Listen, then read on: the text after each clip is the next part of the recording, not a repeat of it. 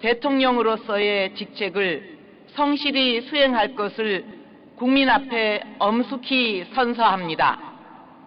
2013년 2월 25일 대통령 박근혜. 사실상 80년대 이후부터는 전대협을 통해서 한 20년간 거의 학생운동이 대학가해를 전면적으로 장악한 시기가 온 거예요. 그러면 지금 현재 예를 들면 공무원들이랄지, 그다음에 판사랄지 이런 사람들 다 어디서 나와요? 대학 출신들에서 나와요. 그러니까 이들을 통해서 혁명 전사로 길러낸 사람들이 사실상 우리 사회 구석구석에 들어가야 되는 거예요. 그것이 오늘날 20년이 지난, 20년, 30년이 지난 현재 이들이 장성해서 우리 사회에 이제 중추가 된 것들이에요. 그리고 그들 중에는 예를 들면 교사로 들어간 사람은 지금 전교조 핵심 세력이 돼 있죠. 그 다음에 그 중에 또 머리 좋은 친구들은 또 판사로도 나갔고, 그 다음에 검사로도 나갔고, 그 다음에 공무원으로도 시험봐서 들어갔죠. 그래서 그러면 언론계에도 들어가고, 지금 우리 사회 중추에 다 들어가 있다고. 그러니까 지금 그들이 지금 하나가 기회가 되니까 이들이 하나로 지금 모여지는 거예요. 물론 그 중에는 핵심들을 기획자들이 있죠. 남한의 좌익 세력들은 비자익 정권이 들어서게 되면 그날서부터 퇴진운동을 전개합니다. 그러니까 이명박 정권이 들어서서도 이명박 정권이 들어선 직후서부터 이명박 정권 퇴진운동을 전개했습니다.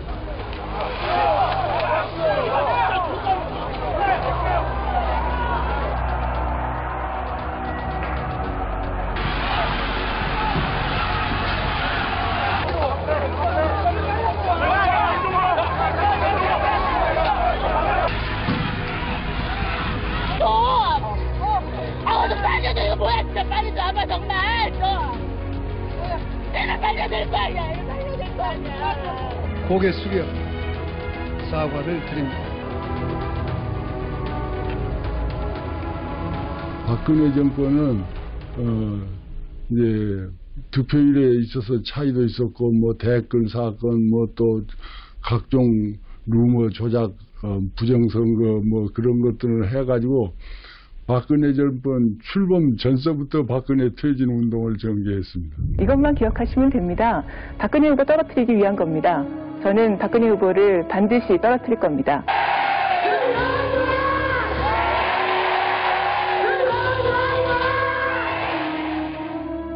대통령 박근혜 탄핵 소추안은 타결되었음을 선포합니다.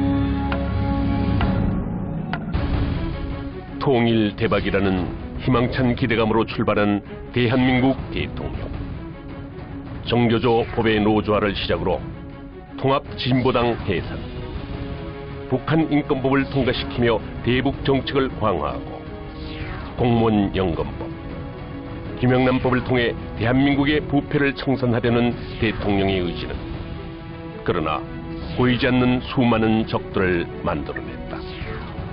통진당 해산 후에도 계속되는 대한민국 전복 세력과 자신들의 기득권을 지키려는 언론과 노조, 나라가 어떻게 되든 말든 권력만 잡으면 되는 정치 권력들은 노골적으로 불만을 가지기 시작했다. 그런 부역자들과 배신자들의 콜라보레이션, 그것의 결과는 이에 재판관 전원의 일치된 의견으로 주문을 선고합니다. 주문, 피청구인 대통령 박근혜를 파면한다. 헌정사상 최초로 대통령이 탄핵 인용도 아닌 파면이 됐다. 이건 영모다. 합법을 가장한 이 반란의 주역들은 과연 누구인가? 7번 629페이지 70번 80페이지.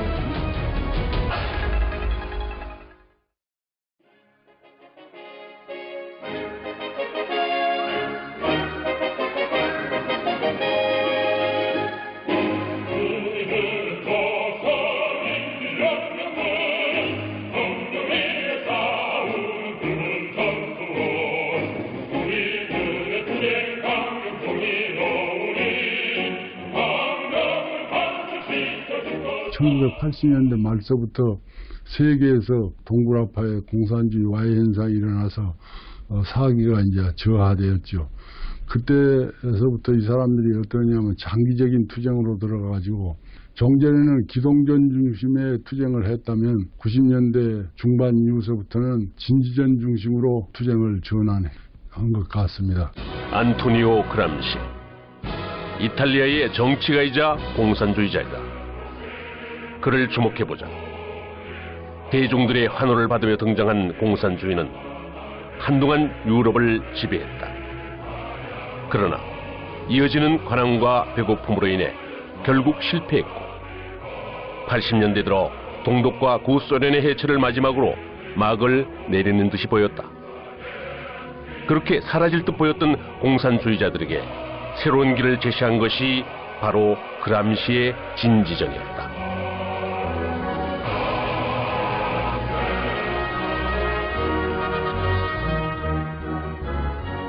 사회주의를 꿈꿨던 386 운동권들은 그람시의 진지전을 충실히 이행했다.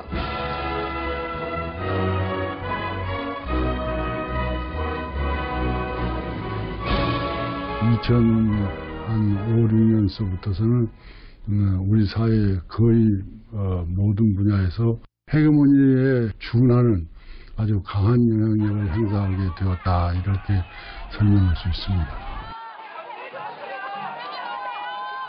하지만 그들이 추구했던 것이 과연 순수한 사회주의였을까?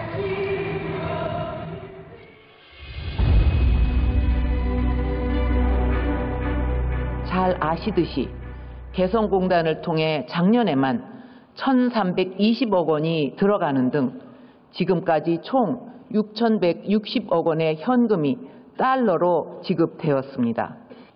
결과적으로 우리가 북한 정권의 핵과 미사일 개발을 사실상 지원하게 되는 이런 상황을 그대로 지속되게 할 수는 없습니다. 한국과 미국은 한반도 유사시 양국군을 주의 통제하는 전시작전 통제권의 전환을 재연기하면서 사실상 무기연기하기로 결정했습니다. 비청구인 통합진보당을 해산한다. 2. 비청구인 소속 국회의원들은 그 의원직을 상실한다. 정당 활동 정지 가처분 신청 사건은 본안 사건에 관한 종국 결정을 선고하였으므로 가처분 사유가 없어 관여 재판관 전원의 일치된 의견으로 이를 기각하기로 합니다. 가운데서 보복 응징 개념인 KMPR의 일환입니다. 대통령은 임기 초반부터 강력한 대북 제재 프레임을 가동했다. 박근혜 정부 3년 반은 고통과 질곡이었습니다. 국민들은 약속을 지킬 것이라 철석같이 믿었습니다. 그러나 돌아온 것은 무엇입니까? 선민경제 파탄과 국민 분열의 연속입니다. 야당의 공세와 함께 때맞춰 그들이 조직적으로 움직이기 시작했다. 초수 31조 공원 드리겠습니다.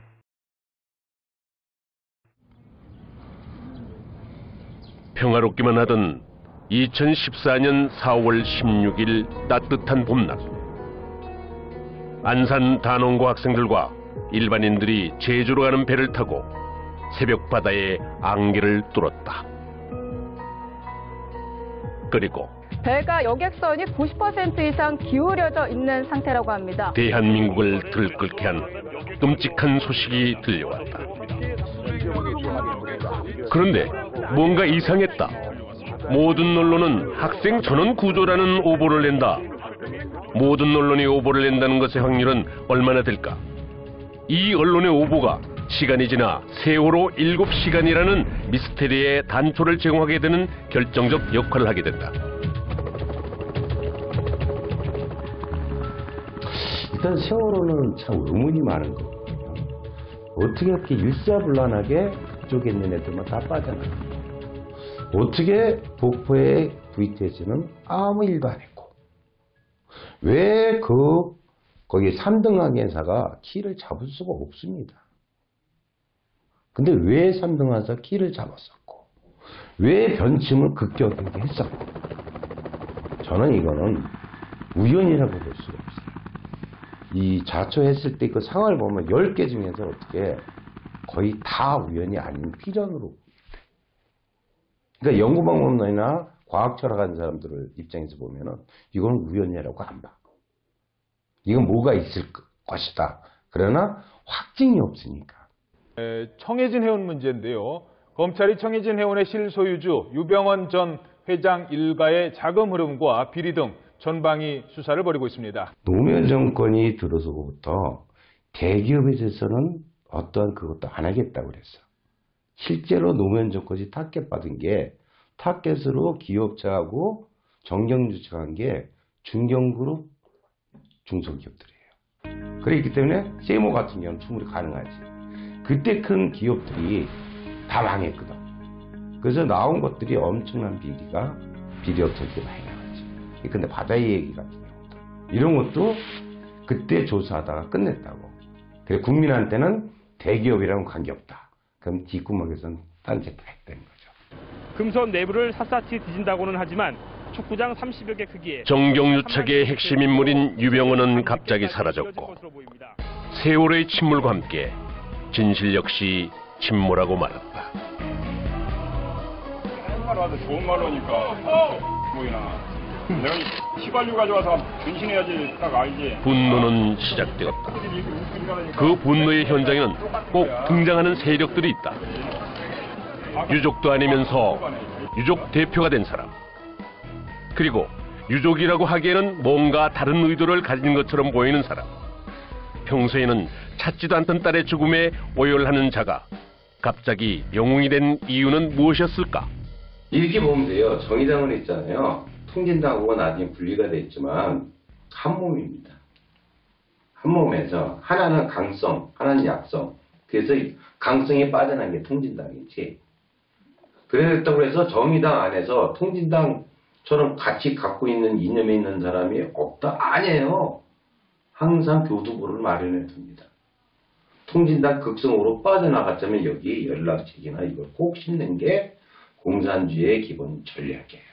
서민을 살리려면은 빨리 끝냈어야지. 근데 지금 2년 반 동안 끌어. 서민경제 이것 때문에 다 박살난 거야. 거기에다가 시위까지 했지. 이제 우리 청와대로 가겠습니다. 가족들과 함께 해상사고에 난데없는 시위가 기다렸다는 듯이 펼쳐진다. 가만히 보면 매번 보던 패턴들이다. 효순이 미선이 말도 안 되는 광우병 선동 때도 이런 시위가 벌어졌다. 지금 지나간 화면들도 이런 시위가 섞여 있지만 아무런 차이를 못 느낄 것이다. 그리고 똑같은 패턴은 또 있다.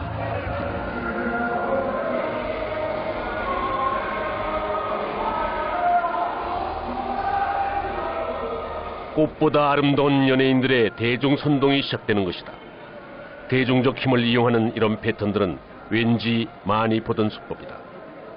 이런 연예인들이 이성과 논리를 무장해제시키고 나면 어린 학생들과 청년들은 다분히 감정적 상태로 빠져든다. 그 틈을 이용해 자연스럽게 자신들의 목적을 이루려는 세력들이 등장한다. 대한민국을 인정하지 않는 종북 세력들. 국민이 맡은 무한 책임자에 대한 그 권력을 근본을 알 수 없는 저작거리 아저씨에게 던져주고 말았습니다. 국민이 주인다는 또 다른 세력들, 자신들의 정치적 이득을 위해 어린아이들의 죽음마저 이용하는 권력들. 박근혜 대통령이 물러나지 않으면 우리 대한민국은 수습되지 않습니다. 감사의 인사를 드립니다. 전국 시민 여러분 존경합니다. 감사합니다. 이 비참한 사고가 왜 그토록 고마울까?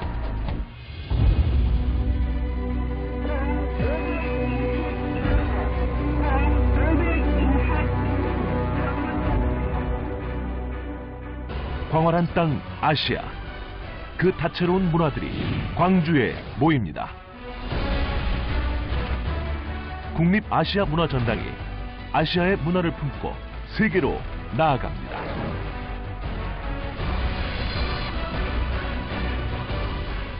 국립 아시아 문화전당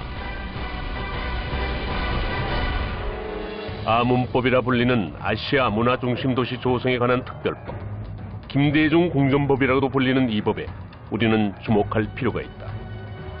대통령이 잦은 순방으로 자리를 비운 사이 김무성과 유승민은 29번째 배신을 계획한다. 김대중의 수건 사업이든 아문법을 통과시켜주고 자신들의 요구사항을 얻어내자는 판단이었다. 하지만 유승민은 야당에 아무것도 얻어내지 못했고 이용만 당한 꼴이 되어 배신의 정체라는 말이 대통령에게서 나오는 계기가 되었다. 5조 3천억짜리 김대중 문화궁전 설립 사업이다 라고 생각하시면 될 것 같습니다. 그래서 총 사업비가 5조 3천억, 건설 비용만 7천억입니다. 그리고 매년 800억 원 이상의 이 운영비가 5년 동안 이제 지원되는 이제 사업인데요. 어찌 보면 김대중 우상화 사업이라고 좀 볼 수가 있습니다. 특히 이 김대중 우상화 사업에 대한민국의 이 국민 혈세가 너무나 많이 낭비가 되고 있는데, 몇 가지 이제 사례를 좀 말씀을 드리면, 신안군에 보면 이제 김대중 생가 개선 사업이 있고요. 김대중 컨벤션 센터, 노벨 평화상 기념관, 연세대 김대중 도서관, 경기 북부도청의 김대중 홀, 강원 양구의 평화댐 김대중 동상, 사이버 김대중 도서관, 김대중 평화재단, 김대중 다리, 동교동 김대중 도서관 등등, 이제라도 좀 김대중 우상화를 위해서 낭비되는 엄청난 이 국민 혈세랄까요? 근데 그런 것들에 대해서 조사를 해서 이제 국민들이 좀 제대로 바로 알 수 있도록 좀 알려야 된다고 생각이 됩니다. 건국 대통령은 세 줄을 걸어내리면서 그들의 우상화 작업물은 어디서 많이 본 듯한 장면이다. 싱크로율 100%. 여기 아시아 문화 전당에 주목되는 곳이 하나 있다. 5.18의 성지로 알려진 전남 도청자리에 위치한 민주평화교류원. 이런 것이 왜 아시아 문화 전당에 있어야 되는지 설명할 수 있는 사람은 과연 몇이나 될까? 확실한 것은 5조 원의 국민 혈세가 들어가는 이곳에서 국민들이 보았던 것은 아시아 문화가 아니라 대통령 탄핵을 위해 든 횃불 뿐이었다. 김대중 영화, 우상화에 앞장섰던 김무성이나 유승민 의원 같은 경우는 이 국가와 국민 앞에, 특히 국민과 역사 앞에 반드시 좀 심판을 받아야 되지 않나라는 생각이 듭니다. 선거 수단으로 삼아서 당선된 후에 신뢰를 어기는 배신의 정치는 결국 패권주의와 줄세우기 정치를 양산하는 것으로 반드시 선거에서 국민들께서 심판을 해 주셔야 할 것입니다.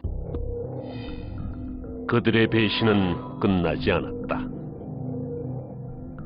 대선 공약을 헌신짝처럼 내버린 박근혜에게 두 번 다시 속지 말고 단결로 승리하여 웃자. 새누리당 김무성 새정치민주연합 문재인 대표가 국민공천제, 오픈 프라이머리 도입에 사실상 합의했습니다. 정당 민주주의 핵심은 국민과 당원들께 공천권을 국민공천제. 그것은 자신들의 기득권을 지키려는 대국민 사기극이었다. 여야 모두가 비판했지만 김무성은 강행했다.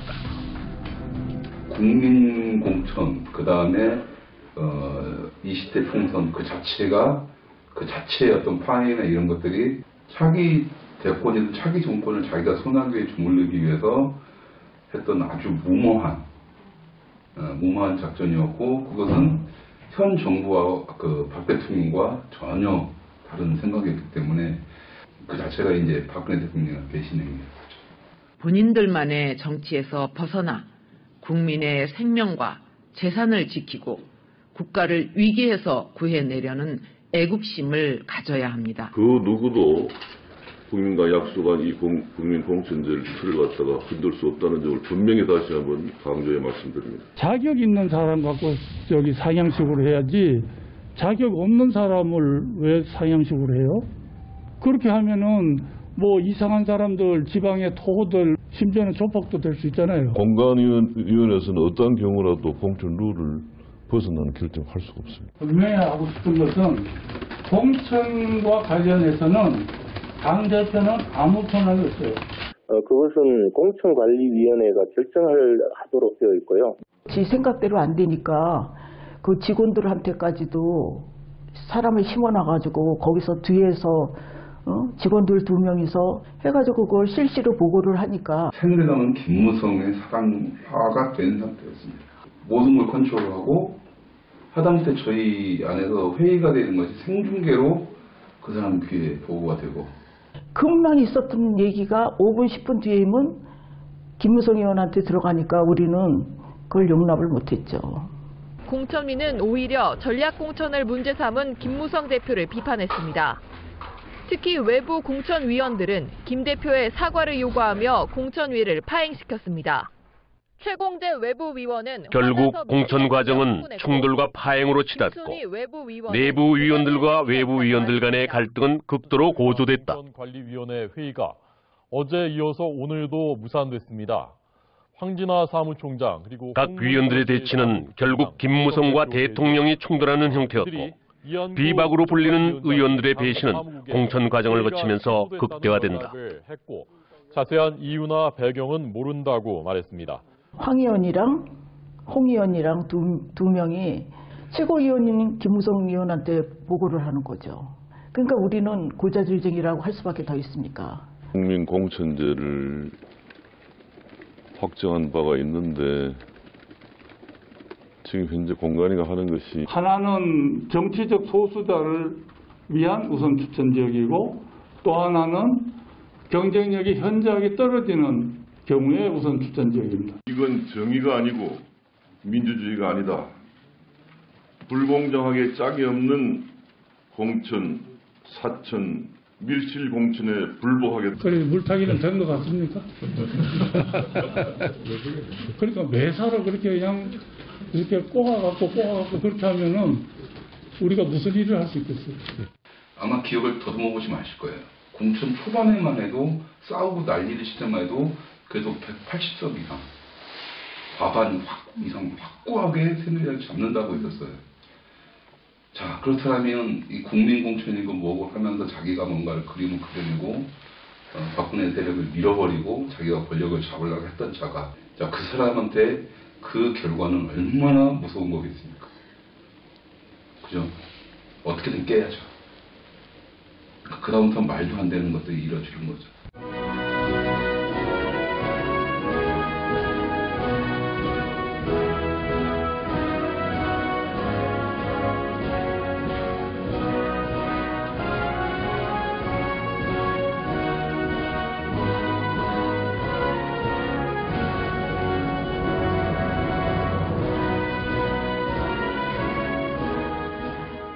내가 새끼라는 소리도 했습니다. 최고위원한테. 그랬더니 최고위원한테 새끼 소리가 말이 되냐고 황 의원이랑 홍 의원이 얘기하는데 말도 안 되는 짓이지 않습니까 이거는.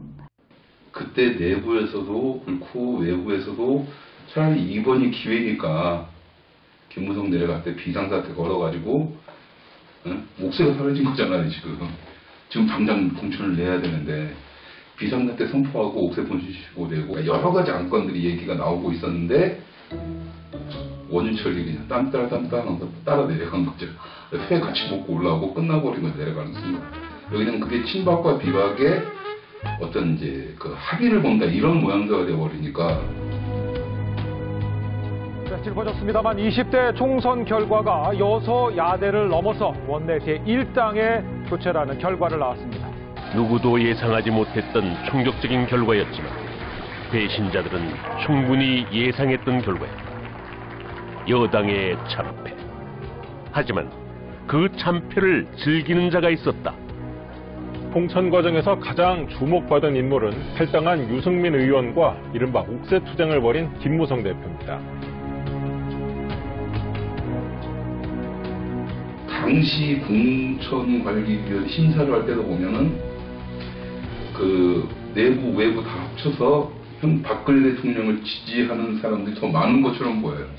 하지만 이미 외부 공관위원회에서도 한 명은 김무성이 섭외가 끝난 사람이고 친박으로 불려있는 내부 위원들 중에서도 끈앞들이 한 명 있었던 거죠. 배신자가. 한 번 배신한 사람은 또 배신을 해요. 2번, 3번 합니다. 그래서 그 배신자들은 절대 받아들여서는 안 돼요. 유승민, 하태경, 김무성 이런 사람들은 떠나야 돼요. 배신의 절정, 배신의 꽃, 새누리당의 김무성의 신의 한 수가 공천 파괴입니다. 이제 그들은 30번째 마지막 배신을 준비한다.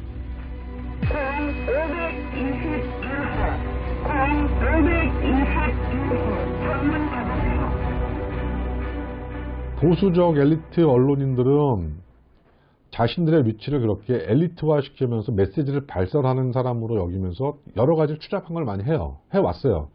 뭐 어떤 정치권에 거기서 뭘 잘 얻으려고 한다든지 아니면 무슨 스폰서를 준다든지 또는 이런 부당하게 어떤 이권에 개입한다든지. 조선일보 송혜영 전 주필이 대우조선해양 측으로부터 향을 받은 정황이 드러남에 따라 검찰이 대가성 여부를 살펴보고 있습니다. 뉴스 커뮤니케이션스 박수환 대표와 초호화 외유료를 다녀왔다는 의혹을 받아온 송혜영 전 조선일보 주필 겸 편집인의 사표가 오늘 수리됐습니다.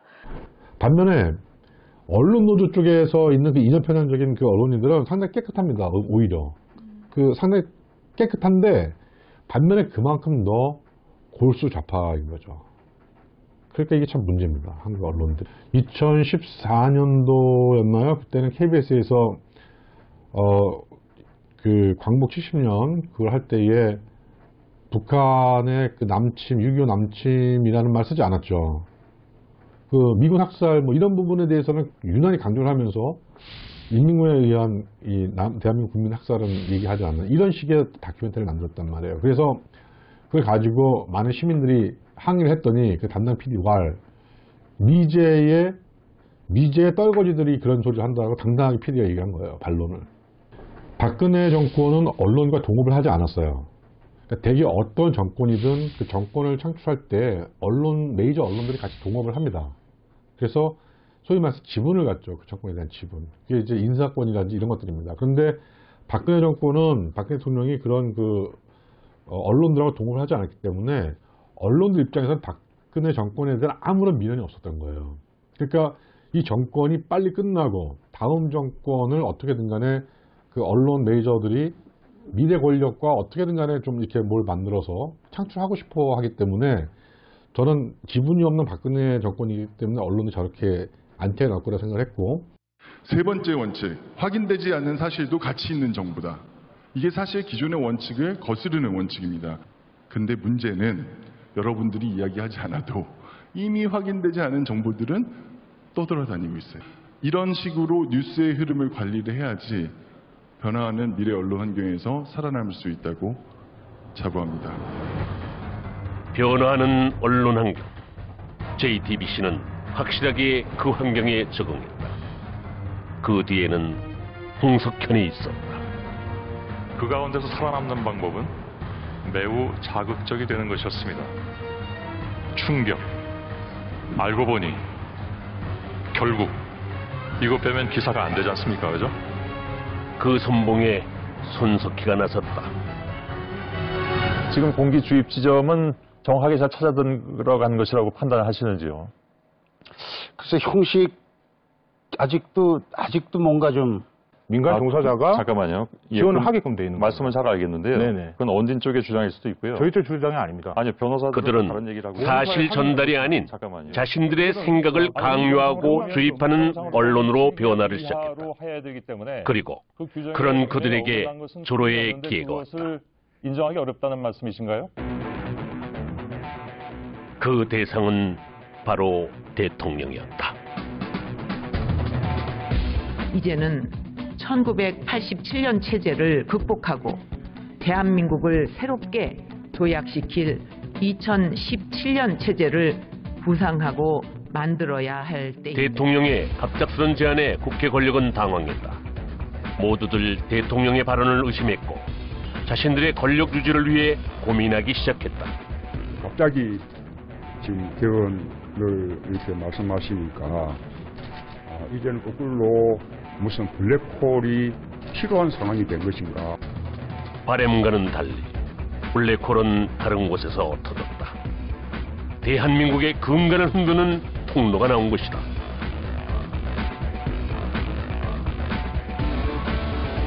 지금 거짓말 안 하기로 했죠. 예, 기억이 좋은 분들에게 들으세요. 사실관계는 당시를 잘 기억하는 분들에게 물으세요. 그 후에도 대한민국 유력 대선 후보의 발언 논란은 계속됐다. 뭔가 더 큰, 전혀 다른 블랙홀이 간절히 필요했다.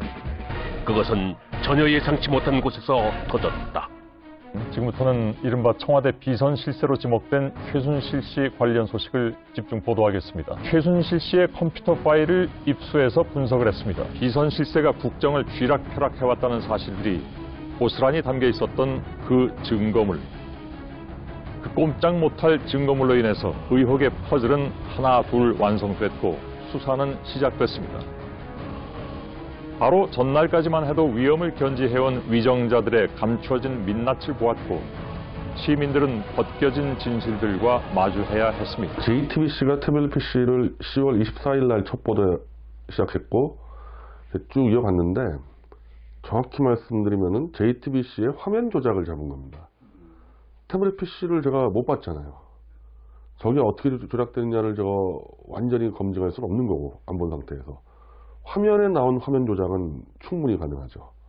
예를 들면 뭐 카카오톡 켜보고 텔레그램 켜보고 거기 나라는 게 오른쪽에 있냐 딱 보면 알지 않습니까? 카카오톡이나 그 SNS만 보면. 근데 지금 저 JTBC나 검찰은 카카오톡을 사용했다고 해놓고서 그거도 안 보여주고 있잖아요. 그거 한 번이면 끝나는데. 그러니까 이제 이 조작이 계속 걸리니까 JTBC 것이 갑자기 특검이 아마 1월 11일인가 이게 들고 나왔어요. 또 하나의 PC를. 당연히 그거를 누구 거라고 제시하려면은 개통자가 누구다. 언제 누가 개통했다를 해야 되는데 그 얘기를 안 해요. 그 얘기를. 그 개통자가 누구로 되어 있습니까? 예, 개통자는 제가 보기에는 아까 말씀드린 대로 다른 것보다는 제가 말씀드린 대로 그 이메일 계정과 그 연락처 등록이 최소한 특검이 왜 이렇게 당황하는 것일까? 그 개통자라든지 구체적인 돈을 이 태블릿 PC 사용 구입이라든지 이런 부분에 대해서는 저희들이 현 단계에서 그 부분에 대해서는 아직 확인을 하지 못했습니다. 마지막 승부수를 던졌어야 했던 상황이지 김정은 정권이. 근데 이제 딱 보니까 야 이거 어리버리들 저거 홍석현이 저 김무성이 이명박이 움직이네. 딱 한번 해볼까? 한번 승부수를 충분히 걸어볼 수 있었다고 봐요. 전 대남공장 라인들과 이 통진당 단종 세력들이 같이 움직이지 않았을까 그래요. 고영태, 차은택 증인 두 분 다 하태경은 청문회에서 큰 실수를 한다. 그것이 정말 실수였을까? JTBC를 불러서 태블릿 PC 입수 경위에 대해서 정확히 확인을 해야 된다. 그래서 긴급동의는 일단 손석희 사장이 그 상황을 가장 잘 아는 사람이기 때문에 손석희 사장을 불러서 증인으로 불러서 태블릿 PC 입수 경위에 대해서 정확히 확인해야 된다고 생각을 합니다. 그래서 내가 하태경 의원한테 내가 굉장히 많은 이제 메시지를 넣었죠. 당신이 분명히 입수 경위가 태블릿 PC 그게 확실하지 않으면은 탄핵할 수 없다 그랬다 분명히. 근데 이게 입수 경위가 완전 거짓말 들어갔다. 다시 그때는 국회 청문회 하고 있던 중이에요. 이제 손 사장 다시 불러라. 와, 쌩 까는 거야. 그러니까 난 그때 야 이게 그 하태경 의원이 탄핵 이틀 전에 이렇게 쇼를 해가지고 JTBC가 그 쇼를 받아가지고 거짓 해명을 내보내고 왜냐하면 그때 이제 태블릿 PC 조작론이 막 나오고 있었거든요. 그래서 손석희 사장이 거짓말 보도해가지고 그걸 잠재워버렸다고. 그 거짓을 밝히는데 또 일주일 더 걸렸단 말입니다. 하태경 의원이 거의 JTBC의 그 끈앞을 놓다는 것 같아요. 어쩌면 태블릿 PC 따위는 필요 없었는지도 모릅니다. 대통령 탄핵안이 국회에서 가결되던 그날 저는 앵커 브리핑에서 이렇게 말했습니다. 시민들은 태블릿 따위는 없었어도 이미 직감하고 있었습니다.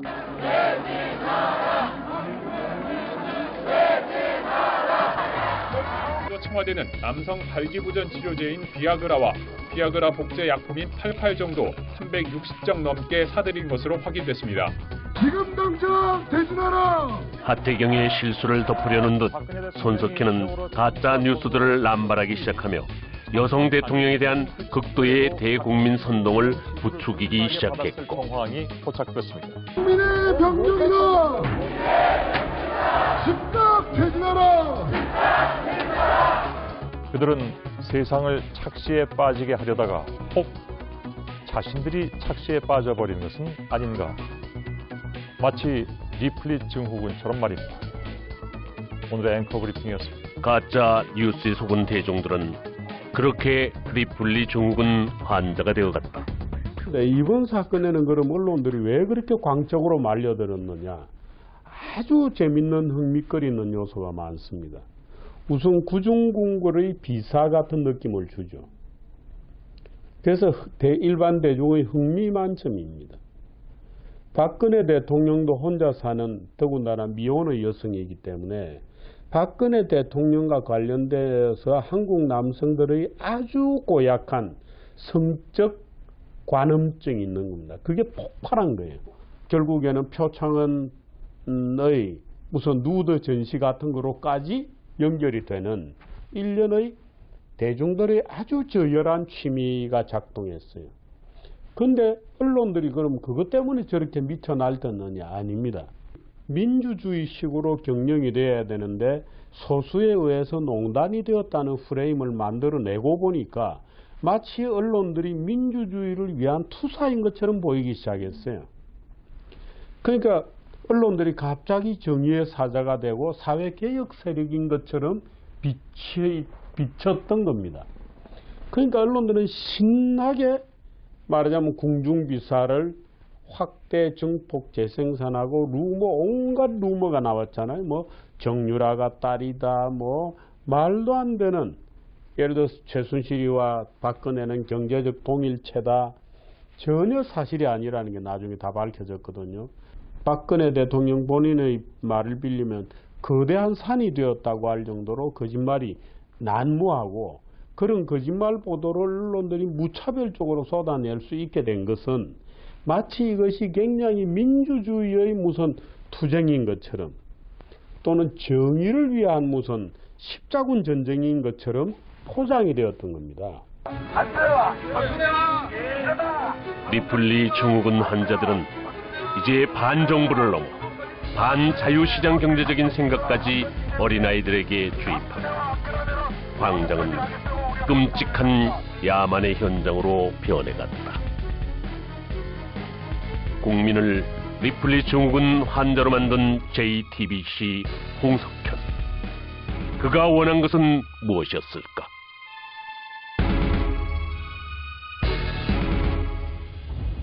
표지 7분, 624표 표지 7분,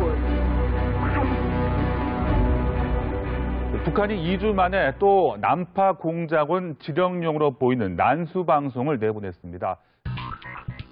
난수 방송이란 난해한 숫자를 보내서 공작원이나 고정 간첩에게 명령을 내리는 북한의 비밀 지령 방송을 말한다. 5, 60년대 대남 공작 요원들에게 많이 사용되다가 6.15 공동선언 이후 사라졌다.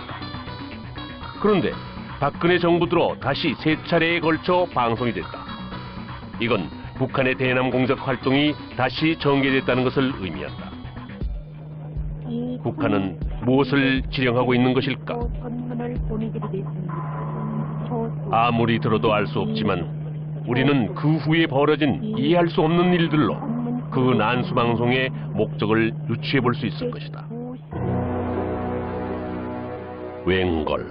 옛날에 뭐 김일성 신년사 듣고 눈물 흘리는 분들, 뭐 지금도 뭐 그 김일성, 김정일 초상화 앞에서 묵념하고 회의를 한다는 뭐 이런 얘기들 듣거든요. 그리고 실제로 그런 게 존재합니다. 저도 이제 한번 만난 적이 있었는데 이 사람들은 진보 성향의 인물도 그 존재를 인정해. 진짜다라고 생각하거든요. 자기들은 이제 여기서 그걸 하고 있다라는 것이고요. 법이 인정한 존재도 있다. 대한민국 도적이다. 이석기훈 석방하라. 그 1만 명 아니 3만 명만 감옥이랑 준비하면은 박근혜 없애버린다. 그러니까요. 정치적 중립이라는 것은 어느 한쪽의 편도 들지 않는 것이 아니고 국민의 뜻을 받들지 않는 불의한 정치 권력을 언제든 국민의 손으로 끌어내릴 수 있고 심판할 수 있다 하는 것이 그것이 정치적 중립의 원래 뜻입니다. 주권자의 뜻을 받들어서 즉각 퇴진시키는 것이 그것이 헌법 정신입니다. 이명박 박근혜 정부는 지난 8년 동안 방치만 하고 있다가 이제 글로벌 바다에서 밀려오는 심각한 비상 물론 헷갈리는 존재들도 있다. 대한민국 사드 갈등은 전적으로 정부 책임입니다. 이 모든 것들의 공격을 받던 대통령은 고민 끝에 최후의 카드를 꺼냈다. 국회의 총리 추천. 하지만 야당은 그것마저 거부한다. 박근혜 대통령은 국민을 배신했습니다. 야당만이 아니었다. 헌법을 위반한 대통령은 탄핵을 받아야 됩니다. 이제 봉건적인 가짜 보수는 대통령과 함께 역사의 뒤안길로 퇴장해야 합니다. 가짜 보수 새누리당은 그 수명이 다했습니다. 가짜 보수를 내걸고 김무성의 마지막 배신이 펼쳐졌고 그를 따르는 배신자들의 담합이 이루어졌다. 저는 여러분들하고 저런 보수 국민들께서 저런 보수면 희망이 있겠다 이렇게 믿어주시는 그런 보수를 하기 위해서 오늘 이 자리에서 여러분들과 함께 바른정당 시작합니다, 여러분. 새로운 바른정당, 새로운 뭔가를 우파를 만드는 진짜 보수라고 하는데, 그러니까 김무성의 존재는 삼김시대의 끝물이라고 보시면 돼요. 그러니까 그 삼김시대, 이제 청산되어야 될 구 정치의 마지막 발악을 자기들은 바른정당이라고 좀 놓고 있는 거죠. 그걸 하기 위해서 혼자 사는 여성 대통령을 그런 식으로 여성 모독까지 하면서 그렇게 했다라는 것은 말 그대로 그 덩치밖에 아닙니다. 그 덩치. 배신자들의 공조로 13건이나 되는 탄핵 소추안은 제대로 된 논의 한 번 없이 속전속결로 이루어졌다. 국회 권력의 무자비한 폭력이었다. 대통령 박근혜 탄핵 소추안은 가결되었음을 선포합니다.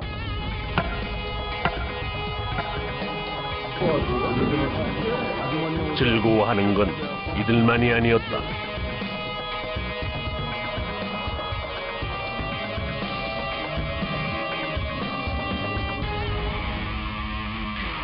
민간인에 의한 국정농단 의혹 사건 진상규명을 위한 국정조사특별위원회를 개의하겠습니다.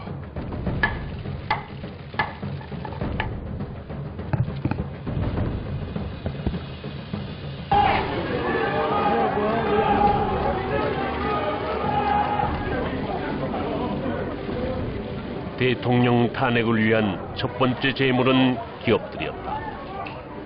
반자본주의를 원하는 이들에게 그들은 완벽한 먹거리였다. 그 뒤로 대통령의 손과 발이 되었던 모든 사람들을 묶어놓기 시작했다. 그리고는 청문회라는 인민재판을 구태의연한 국회의원들의 고함소리와 함께 들어야 했다. 국민들이 우습죠. 네? 국민들이 우습죠. 그렇지 않습니다. 국민들이 우습죠. 국민들이 우스운 거예요. 국민들을 바보로 하는 거죠. 최순실에 부역하고 비호하고 국정농단을 방조하는, 그리고 치부와 살이 사유까지 하는 거대한 악마가 되어 있는 우병우 전 수석의 모습을 봅니다. 지금 언론에서도 추측성 보도 말고는 최순실 씨가 아니 그러면 국회에서 지금 도정환 의원이나 안철수 의원이 물어본 이 블랙리스트 존재에 대해서는 지금 장관은 한 귀로 듣고 한 귀로 울린 거예요? 그렇지 않습니다. 아니 그러니까 돌아가서 확인했을 거 아니야. 그럼 언제 어떻게 확인했냐고. 그거 물어보는데 그 답변을 못해. 블랙리스트 자체는 문안보 리스트입니다. 지금 이제 좌파단체들이 이제 국가에 대한 체제를 흔들기 위해서 다양한 어떤 이 활동들을 하고 있습니다. 뭐 사례들로 보자면 이런 것들이 있을 수 있겠죠. 뭐 국정원에 대한 어떤 해체라든지 국가보훈법 폐지라든지 주한미군 철수하라든지 아니면 강옥당 선동이라든지 뭐 거기에 사드 배치 반대까지 이게 지금 정치꾼들인지 아니면 뭐 문화예술인들이든지 이제 그런 이 반국가 체제 단체들에게 나름대로 국민의 세금을 주느냐 안 주느냐에 대한 어떤 부분을 판단하는 것은 주권을 갖고 있는 어떤 국가, 특히 이 통치권자의 어떤 합리적인 선택의 몫이고 당연한 어떤 의무이지 않나라는 생각이 듭니다. SBS가 입수한 문화체육관광부 블랙리스트 문건입니다. 교수나 시인, 안무가 등 예술계 인사 48명과 영화사나 극단 등 91개의 이름이 등장합니다. SBS 보도자료와 한국일보에서 나온 2개의 블랙리스트 기사를 비교해 보면 전혀 다르다. 정부에서 만든 블랙리스트라는데 왜 2개의 블랙리스트 명단이 있을까? 하지만 이 문제를 거론하는 곳은 단 한 군데도 없었다. 왜? 블랙리스트는 반드시 있어야만 하는 것이었으니까. 만약 둘 중에 하나가 가짜라면 그건 대체 누가 만든 것일까? 내가 제일 좋은 그림 뭐냐면 이렇게 틀을 떴다 한 몇 개 짜놓은 다음에 빵 터져갖고 날아가면 이게 다 우리 거니까 나는 그 그림을 짜고 없다는 거예요. 그거를 죽이는 걸로 해가지고 딴 쪽하고 얘기하는 게 더 크다고 보는 거예요. 고영태가 만든 이 가짜 블랙리스트는 문화관광체육부를 거쳐 도종환 의원에게 흘러들어갔고 탄핵으로 가는 중요한 수단으로 사용되기 시작했다. 보십시오. 대외비 문건입니다. 문화부. 블랙리스트와 관련된 2015년 5월 21일 대외비 문건이에요. 9,473건의 개인 자료 관리에 대한 내용이 상세하게. 이 도정환 의원은 그 종교조 출신이었고요. 2001년에는 그 임수경 씨랑 이제 방북한 어떤 전력도 가지고 있는 인물입니다. 그러면 이제 방북 당시에 이들은 정부와의 약속을 어기고 이 조국통일 3대 헌장 기념탑 앞에서 이 열렸던 그 개막식에 참여를 했습니다. 당시 그 정부에 나름대로 이게 불참 서약서까지 제출하고도 한반도가 봉산화되어야 한다고 주장하는 기념물에 헌화를 하는 인물입니다. 그런 면을 봤을 때 이 블랙리스트는 어떤 자파문화 권력에 대한 권력 확장에 대한 부분, 아니면 권력에 대한 어떤 재창출 또한 유지에 대한 어떤 수단으로서 이렇게 거론이 됐던 것 같고요. 블랙리스트 문제로 첫 소송을 한 곳은 민예총사나 충북 지역 예술인들이었고 그곳은 도종환 의원의 지역구였다. 청와대가 만들었다는 이른바 예술계 블랙리스트에 충북 지역 예술인 50여 명이 포함됐는데요. 문화계 블랙리스트 관련해 정부를 상대로 손해배상 소송을 제기한 광주 문화예술인들은 충북을 시작으로 문화인들의 집단 손해배상 소송이 줄을 이었다. 하지만 국가 세금을 챙기려는 문화인들과는 상관없이 블랙리스트의 방향은 한 곳을 응시하고 있었다. 권이 침해됐다며 국가를 상대로 1인당 100만 원의 손해배상을 청구했습니다. 바로 현 정부의 핵심이던 김기춘과 조윤선이었다. 문화계 블랙리스트를 확보한 것으로 확인됐습니다. 이제 특검 수사는 김기춘 전 청와대 비서실장을 겨냥하고 있습니다. 청와대 행정관 허연주는 블랙리스트에 대해 해산된 통진당과 비교하며 정당성을 주장했다. 그는 반정부 단체에 국고가 지원되는 것을 방치하는 것이 오히려 통치권자의 직무유기며 진보와 보수의 균형 유지를 위해서라도 꼭 필요한 것으로 정당한 통치 행위로 형사처벌 대상이 될 수 없다고 했다. 그 부분을 잘 지켰다고, 그 부분을 아주 잘 준수했다고 전 비서실장과 이 문화부 장관을 구속을 했다. 뭐 그것이야말로 좀 이렇게 국정농단이 아닌가, 그것이야말로 좀 내란이 아닌가라는 생각이 듭니다. 고영태가 만든 이 가짜 블랙리스트는 결국 전 비서실장과 현직 장관을 구속하는 결과를 만들어냈다. 대통령의 손발을 자른 그들의 다음 타깃은 정경련이었다. 빨리 답변해 보세요. 정경련 해체에 앞장서겠어요, 안 서겠어요?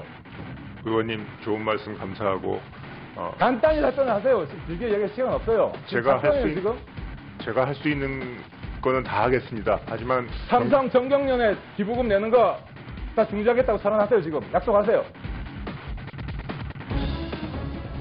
약속하세요, 빨리. 그러겠습니다. 우파 시민단체들의 활동자금을 차단하기 위한 것이었다. 재미있는 건 정경련 해체를 주장하던 하태경 역시 정경련의 지원을 받으며 활동했고 그걸 바탕으로 국회의원까지 되었다는 것이다. 배신의 역사가 꽤 깊은 인물이다. 또다시 최순실에게 부역한다는 그런 비난을 받을 수도 있습니다. 촛불에 타 죽고 싶습니까? 이 자리에서 바로 말씀하지 마십시오. 바로 답변해 주십시오. 촛불에 타 죽고 싶습니까? 촛불에 타 죽고 싶습니까? 사실은 전향이랑 100발 돌아선 거거든요. 제가 어려웠던 건 내 젊은 시절에 내가 믿었던 그 사상과 역사와 이걸 전부 부정해야 되고, 그리고 그 속엔 또 뭐가 있냐면 그동안 맺었던 관계를 또 있거든요. 사실은 그러니까 철학들을 부정해야 되고 역사관을 부정해야 되고 그 다음에 관계들도 다 끊어야 된다고. 그래서 전향이 쉬운 문제가 아니다. 저는 사실 그래서 지금 현재 물론 하태경 씨나 이런 친구들, 저도 그 전에 잘 아는 친구들이죠. 저는 불철저한 전향이 아닌가. 물론 난 그 친구들이 머릿속에 들어갈 수는 없지만, 그러나 그들이 본 거는 또 하나는 권력력이었다. 결국 권력력이었고, 자기의 역사관이나 철학에 대한 불철저한 그 검증들이 결국 이 시점쯤에서 다른 쪽으로 빗나가는 거 아니냐. 하태경에 대한 또 다른 시선을 느낄 수 있는 사건 하나가 발생했다. 탈북자 청년에 대한 욕설 파문이었는데, 임수경은 그 자리에서 하태경을 변절자라고 욕했지만 하태경은 임수경을 감싸는 모양을 취했다. 왜 그랬을까? 하태경 씨가 저한테 연락이 왔어요. 전화가 와서 이제는 임수경 한번 풀어봐라 라고 하는 뉘앙스로 이야기를 했어요. 그래서 내가 한번 자리를 만들어 보겠다. 아주 아이러니하게도 그때 총선 전이었어요. 그런데 그 후에 조선일보에 기사가 나는데 조선일보의 최보식이 만난 사람들에서 임수경이가 인터뷰를 한 거예요. 임수경 사건 때, 백여세 변절자 사건 때 그런 이야기를 했었냐라고 물어보니까 임수경 씨가 그런 이야기는 전혀 없었다. 나하고 화해하자고 하면서 이런 이야기를 할 수가 있나라고 하는 거죠. 그래서 그럼 못 하는 거지. 그래서 나는 인터뷰를 그 자리를 못 가겠다 이렇게 돼서 하태경 의원도 그러면 안 되겠지? 라고 하는 이야기가 나오더라고요. 하태경 씨가 저한테 보좌관을 보냈어요. 요거는 비하인드 스토리죠. 보좌관을 보내서 조용히 우리 조직적으로 대응을 하자 해가지고 녹취록을 달라 해서 복사본을 또 갔어요. 하태경 씨가. 이 둘은 동지였는데, 과거에도 동지였는데 지금도 동지였네 라고 하는 생각들. 그러면 뭐지? 이 둘이 적과 아군의 사이가 아니고 같은 우군이었다, 같은 편이었다. 그러면 이 편이 또 누구 편이냐라는 거예요. 그 뒤에 누가 있냐라는 거죠. 결국은 대한민국의 가장 무서운 마귀들은 부역자들이 아닐까. 대통령은 탄핵이 되든 안 되든 검찰 조사로 재판을 받아야 됩니다. 구속이 될지도 모릅니다. 탄핵을 안 한다고 대통령의 공식 하야 요구는 하태경을 비롯한 전향자들에게서 먼저 나왔다. 그들은 왜 누구보다 먼저 하야를 요구한 것일까?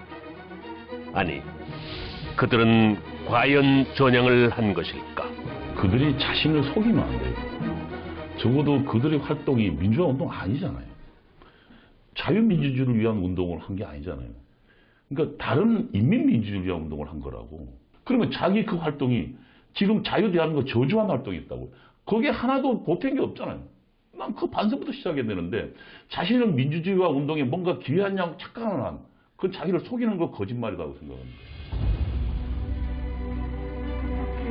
7분, 629페이지 70분, 80페이지 74분.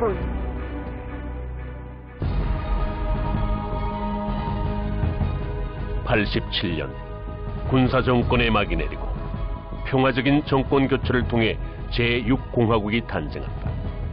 하지만 평화로워 보이는 바로 그곳에서 누구도 생각하지 못했던 중요한 움직임 하나가 생겨나고 있었다.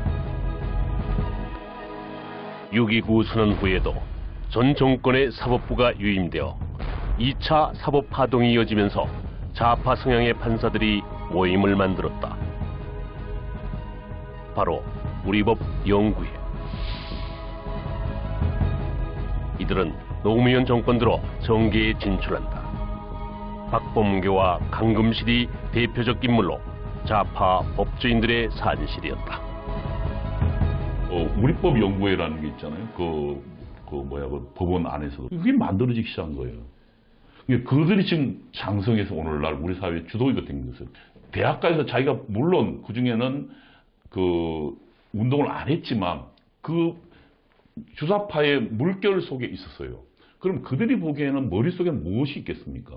그들이 대학 시절에 생각했던 거는 미국에 반대하고, 그리고 지금 대한민국 뭔가 잘못되어진 나라다 라고 생각하고 이들이 지금 현재 그러면 언론계도 들어가고 지금 우리 사회 중추에 다 들어가 있다고요.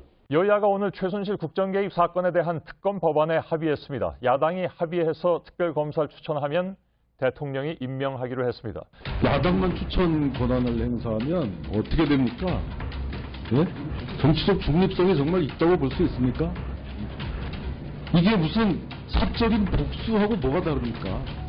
오늘부터 특검의 본격적인 수사가 개시되었습니다. 국가 원칙에 따라서 어느 한쪽의 치우침이 없이 올바른 수사를 하도록 노력했습니다.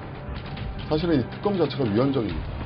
그러면 정상적인 국가 같았으면 대통령께서 그걸 거부권을 행사를 해서 특검법을 제대로 된 특검법을 만들도록 요구를 했어야 되는데 워낙 국민적 여론이 갑자기 어떤 언론의 보도로 인해서 나빠지니까 그러한 부분은 이제 간과하고 지나가는 것이죠. 더군다나 이 특검은 좀 국민들께서 아시겠지만 이미 구속된 사람을 다시 체포영장을 발부해서 데려오질 않나. 한번 구속영장이 기각된 그런 사람을 다시 또 계속해서 구속영장을 청구해서 결국은 구속을 시키고 그리고 증거가 차고 넘친다라고 그렇게 국민들한테 얘기했는데 차고 넘치는 증거가 있는데 왜 그렇게까지 무리하게 수사를 하는지 이해가 안 가는 행태. 무엇보다도 검사는 죄가 있는지 없는지를 중립적으로 봐야 됩니다. 근데 특검의 행태는 죄를 입증해내겠다. 더 심하게 말을 하자면 죄를 만들어내겠다라고까지 의심을 받을 정도의 그러한 수사를 하고 있다는 점에서 국민들이 이제는 내가 만약에 특검의 대상이 된다면 언제든지 구속이 될 수도 있다는 그러한 공포감마저 느끼고 있는 것입니다. 국가 경제 등에 미치는 상황도 중요하지만 정의를 세우는 일이 더욱더 중요하다고 판단하였습니다. 정의. 이재용의 수갑찬 모습을 보여주는 것이 정의일까? 아니면 인민재판의 또 다른 모습일까? 이유 여하는 불문하고 국민이 잘못 알고 있는 것도 그냥 넘어가고 박근혜가 싫다라는 그 이유만으로 헌법도 필요 없고 법률도 필요 없고 정치를 하시는 분들은 오히려 그런 민중선동을 하는 그런 발언이라든지 무조건 대중이 원하면 좋다라고 한다는 것은 지도자로서의 어떤 그것은 아니라고 봅니다. 이 사건 심판 첫날 제가 말씀드린 바와 같이 이 사건은 우리나라 사법뿐만 아니라 문명화된 세계 사법 역사상 아주 특이한 사례입니다. 그리고 말씀드린 대로 소추 사유가 13개 대통령 변호인단의 노력에도 불구하고 이미 법치는 무너졌고 촛불 세력의 눈치를 보며 원칙을 잃어버린 채 재판은 진행되었다. 고정관념은 좀 버려주셨으면 하는 그런 생각입니다. 날짜에 대해서는 저희가 재판부에서 공식적인 입장으로 날짜를 언급한 바는 없습니다. 헌법재판소 구성에 더 이상 이 큰 문제가 발생하기 전에 늦어도 3월 13일까지는 이 사건의 최종 결정이 선고되어야 할 것입니다. 그래서 지난번에 말씀드린 것처럼 쌍방 대리인들께서는 2월 23일까지 종합준비서면을 제출해 주시고요. 모든 건 이미 정해져 있었고 법원 장식에 불과했을 뿐이다. 부탁드립니다. 대통령 변호인단의 최후 변론은 절규에 가까웠다. 방소에서 이 사건의 본질적인 실체 및 법리적 판단에 대해서 간략하게 변론하고자 합니다. 국회는 헌법에 의해서 합법적으로 권한 위임을 받은 기관임에도 불구하고 아무런 헌법적 위임을 받지 않은 일부 여론과 확인되지 않은 언론 기사에 따라 헌법상 예외 중에 예외적인 권한을 행사했습니다. 저는 이것을 권한의 남용이라고 생각합니다. 대통령을 소추한 이 막대한 사건의 결과가 막상 조사해보니 그 실체가 너무나도 어이가 없는 상황입니다. 우리 헌법은 대통령이 헌법과 법률을 위배했을 경우에만 탄핵을 인용할 수 있는 사유가 되고 헌법재판소는 거기에 중대한 위반이라는 헌법 정신을 결부하여 그 탄핵의 가부를 결정한 바가 있습니다. 우리 헌법은 대통령 탄핵이라는 헌법기관의 권력적 다툼을 헌법과 법률 위반으로 국한하고 그것을 헌법재판소라는 최고의 사법기관에게 그 역할을 부여하였습니다. 헌법재판이 일반 민형사재판과 다르다는 것은 이 재판이 우리의 자유민주주의를 지키고 헌법이 규정한 대통령제의 본질을 법과 원칙에 따라 수호하는지 여부가 직결되는 바로 재판이기 때문입니다. 정치적 고려가 들어간다는 일부 주장은 오히려 정치적인 이해관계와 득실을 배제하여야 함을 역설적으로 강조한 것이라고 보아야 할 것입니다. 대한민국 헌법은 엄연히 삼권 분립에 세 축으로 흘러가는 나라인데 국회 스스로가 한 축을 무너뜨리고 자신들이 권력을 갖겠다라는 강력한 의지를 속전속결로 치러낸 것입니다. 그리고 결국에는 그 국회의 탄핵소추로 말미암아서 지금껏 국정공백이라고 말을 하는데 이제라도 제대로 법적 절차를 따져서 잘못된 사람은 책임을 지고 또 억울한 사람은 그 누명을 벗는 절차를 법률적 절차에 따라서 이루어내야 된다고 생각하는 것이 또 다른 혼란을 막기 위한 방법이라고 생각합니다. 다만 국가기관이 제대로 국민의 자유와 권리를 보장하는 그런 역할을 하기 위해서는 분명히 국민들이 어떤 사인을 보내야 한다는 게 제 생각입니다.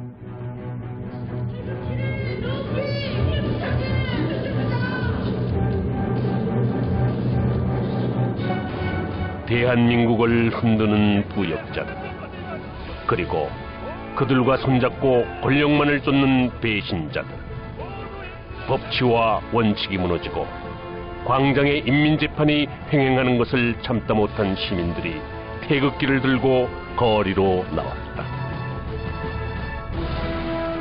70년 전 일제에서 해방된 국민들이 외세의 신탁 통치에 반대해 반탁 운동을 벌인 이후 대한민국이 국민의 손에 의해 탄생되었었다. 그 일 이후 처음으로 태극기가 광장을 덮은 역사적인 일이었다. 혹자는 제2의 건국운동이라고 부르는 태극기 집회. 그렇게 다시 태극기는 휘날렸다. 하지만 거기에 돈들이 풀리고 있어요. 왜냐? 집회에 엄청 많은 사람들이 나와요. 또 많은 자금들이 집행이 되고 있고 때문에 여기에서는 탄핵뿐만 아니라 그런 물적 기반까지도 물론 100%는 불가능하겠죠. 할 수 있는 데까지 샅샅이 뒤져가지고 자기의 세력화되는 것까지 막아야 된다. 친박단체 집회에서 돈을 주고 사람을 동원하는 것이 아니냐는 의심은 사실 그동안에 계속돼 왔는데 탄핵 반대를 주장하는 최근의 친박 집회도 돈을 주고 참가자를 동원한다는 관계자의 증언이 나왔습니다. 부역자들과 배신자들의 공격과 언론의 일방적인 매도로 인해 태극기는 아무런 힘을 쓰지 못했다. 이미 짜여진 각본에 태극기는 없었다. 피청구인의 법 위배 행위가 헌법 질서에 미치는 부정적 영향과 파급 효과가 중대하므로 피청구인을 파면함으로써 얻는 헌법 수호의 이익이 압도적으로 크다고 할 것입니다. 이에 재판관 전원의 일치된 의견으로 주문을 선고합니다. 주문: 피청구인 대통령 박근혜를 파면한다.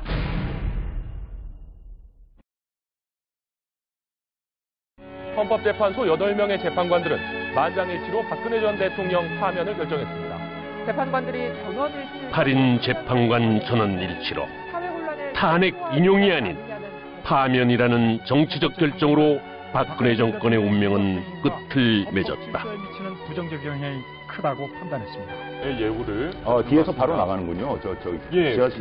지하 주차장에서 다 있는 모습인데 예전에 전직 대통령들 그리고 역대 세 번째로 구치소로 간 대통령이라는 불명예가 더 씌워졌다. 경찰 병력들이 경력들이 지금 다 경찰 경력들이 다 지금 질문을 만들어 놨기 때문에 아마 조금 미리 혹시나 가능성도 미리 가 있는 게 아니라 경찰 병력들도 보이고요. 또 많은 지지자들이 모여 있는 것 같은데. 지금 박근혜 대통령 후송 차량입니다.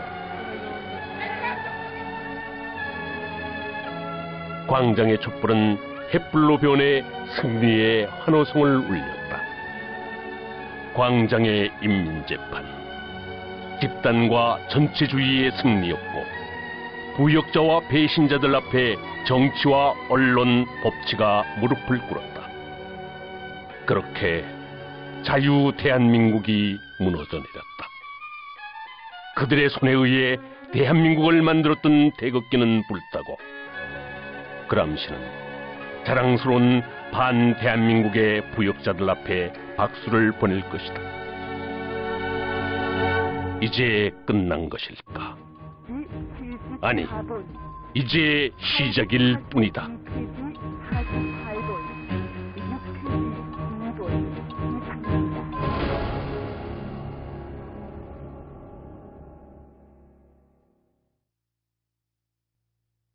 임자, 나야.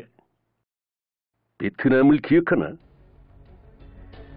지금 작금의 대한민국을 보면 자꾸 베트남이 생각나. 그때도 그랬지. 무조건 반미 시위를 하고 사회주의 환상에 사로잡혀서 대중들을 선동했지. 베트콩이 승리하고 놈들이 제일 처음 한 게 그런 부역자들을 처형하는 것이야. 한 번 배신한 놈은 다시 배신할 거라고 하면서 말이야. 지금 대한민국의 배신자들도 그렇게 되겠지. 그러나 아직 대한민국은 희망이 있어. 어떻게든 싸워서 자유를 지켜야지. 그런데 말이야, 임자. 이제 대한민국은 인자들 스스로 지켜나가야 돼. 알지? 나는 이제 없어. 우리 아이들의 미래를 위해서라도 잘 부탁해.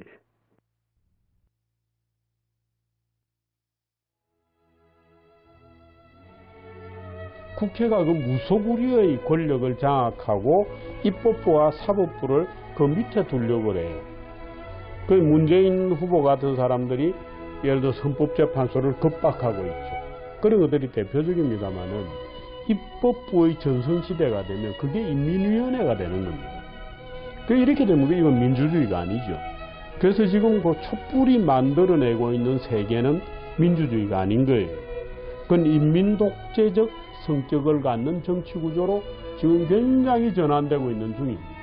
그런데 일반 국민들은 그걸 모르죠. 그 깊이 생각 안 하니까 지금 우리는 민주주의를 하고 있다라고 착각하는데 실제로는 독재로 가고 있는 겁니다. 그러니까 정치가 전면으로 나오고 법과 제도는 그거야 뭐 하기 나름이다. 뭐 탄핵도 마음대로 하고 특별검사 우리가 임명해서 마음대로 집어넣으면 된다 라고 생각하는 비법치 비제도의 독재적 성격이 지금 대한민국에 가득 내려오는 중이죠. 거기에 저항하는 소수의 이제 사람들이 있는 거죠. 솔직히 저희 탈북자들이, 저를 비롯해서 탈북자들이 그렇게 목숨을 걸고 사선을 넘어왔던 이유가 바로 자유와 민주주의와 법치국가라고 하는 그런 이 남한에 대한 그런 가치였어요. 섬뜩하더라고요. 이게 내가 지금 어디로 왔나라고 하는 어떤 혼란스러움, 그리고 이 나라가 왜 이 지경까지 됐나라고 하는 혼란스러움. 민주주의는요, 그러니까 투쟁을 이루어지는 게 아니에요. 투쟁을 통해서 거짓말이에요. 투쟁을 통해서 민주주의 일어난 사례가 한 번도 없어요. 근데 저는 그래서 우리가 87년도를 이야기하지만 87년도도 결국은 우리 민주주의가 그때 당시에 국민소득이 한 6,000불, 7,000불 정도 됐던 시점이에요. 저는 그래서 결국 산업혁명이 오늘날 민주주의를 만들었다고 이야기하는 거예요.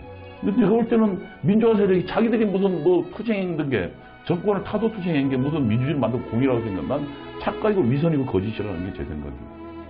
국민들에 의해서 법치주의가 정상적으로 작동되지 않는 것이 아니라 가장 법을 잘 지켜야 될 헌법기관과 법률기관들이 스스로 법치주의를 무너뜨렸다는 것이 가장 큰 문제인 것입니다. 국민들이 어떤 행동을 하든 그것이 만약 법치주의를 회복하는 목적을 가지고 행동을 한다면 분명히 불법적인 영역이 아닌 합법적인 영역인 곳에서도 길이 있다고 보여지고요. 그리고 앞으로 투표를 할 때 있어서는 정말 잊지 말아야 될 것은 이러한 어처구니 없는 사태를 일으켰던 정치인에 대해서 국민들이 꼭 기억을 하셨다가 그런 사람들이 두 번 다시 헌법